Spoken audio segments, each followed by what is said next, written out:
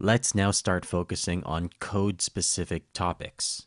Before we get into the nitty-gritty details, let's make sure you understand what triggers are, how they work, and why we learned them first.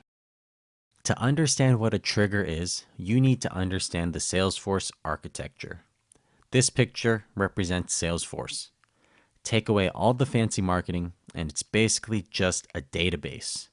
A database with a UI on top, plus some baked-in automation features off the bat like assignment rules, lead conversion, merging records, etc.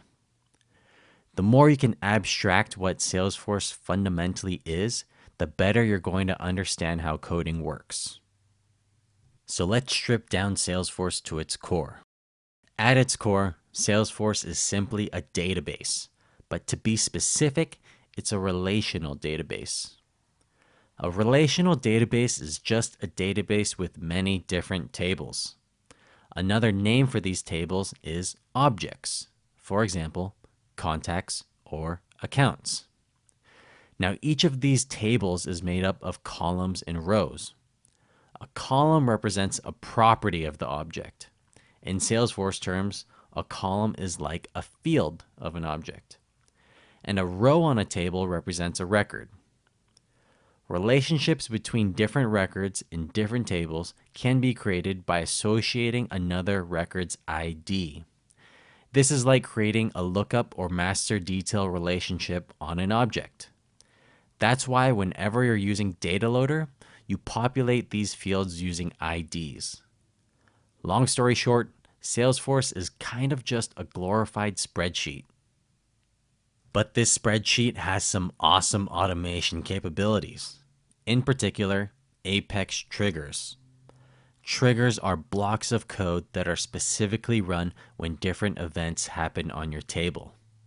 You can think of them to be like really powerful workflow rules.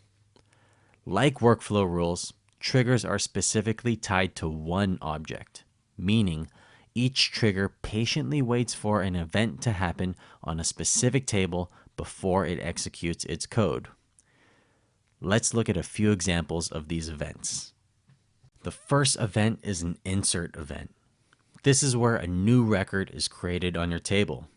So in this case, anytime an account is created, the corresponding triggers waiting for this event are run.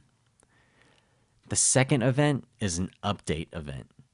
These occur when one or many fields on a record in your table are changed. Note that an update event is specifically different than an insert event because updates can only happen on existing records. This means that a record is either inserted or updated, but not both.